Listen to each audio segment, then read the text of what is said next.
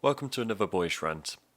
I wanted to preface this video by saying I've been working professionally as a chef for 12 and a half years, and so have had to deal with this rise of this extreme brand of veganism.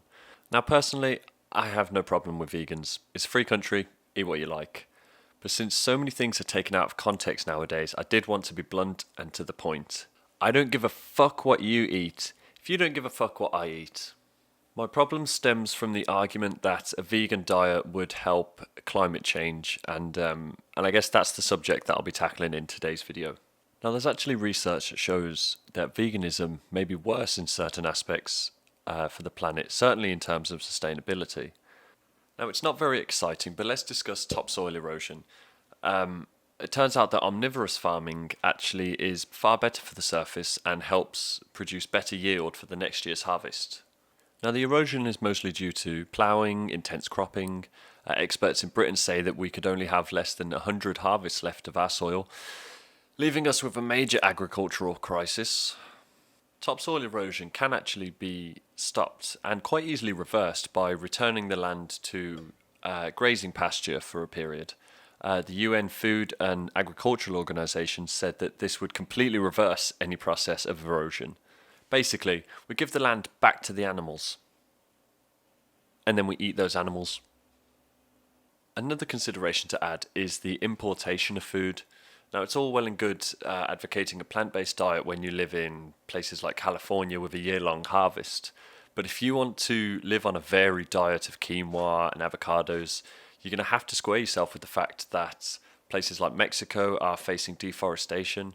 In fact, Mexico's National Commission for Arid Zones said recently that if they don't completely revamp their agricultural policies, they're going to face, and I quote, a desertification of barbaric proportions. Kenya has actually recently banned exports of avocados because they've completely depleted their supplies. Places like Mexico are considering raising the prices of them. What do you think is better for the environment?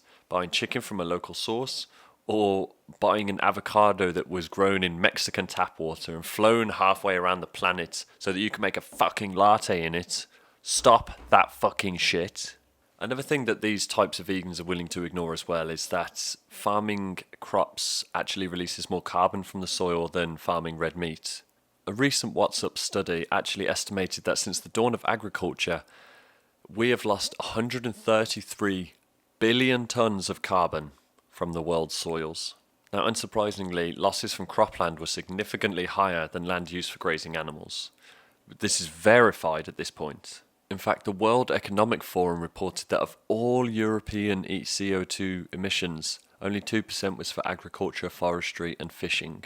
But this is just another example of these extremist vegan climate advocates not considering the reality of the alternatives that they're suggesting.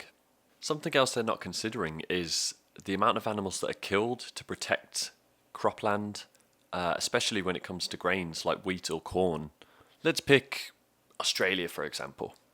Published figures show that at least 25 times more sentient animals are killed per usable kilogram of protein. Do you want that in figures? Well, Australian farmer Matthew Evans outlines the impact in his new book on eating meat. 40,000 ducks are shot each year to protect rice production in Australia. Apple growers are allowed to shoot 120 possums a year to protect their orchards. And over 1 billion mice are poisoned each year to protect wheat production just in Western Australia alone. Now, I know what you're thinking. We could all solve this crisis by going vegan and gluten-free, but grain-free. But that's too gay. My conclusion to this video is that I have no problem with vegans or even the vegan diet. My problem is with this attitude that these neo-environmentalists have adopted that is distinctively, it's not pro-animal, we all love animals, but anti-human. And with that in mind, I would like to suggest an alternative solution. The ultimate recycling. Cannibalism. No. Just hear me out on this one, alright? Seems like the natural progression of things. If you're not willing to eat animals, you're willing to eat something that you consider to be less than an animal? Certainly downplay the importance of humans.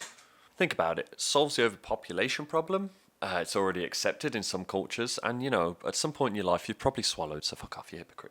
So I'll end this video by saying there's much better ways to combat climate change, cleaner energies. Hydropower's good. Would be good if we fucking utilised it more, considering we're called the blue fucking planet. Solar power is also massively underutilised, considering we have a literal god-sized thermonuclear reactor in the sky, giving us free energy every day.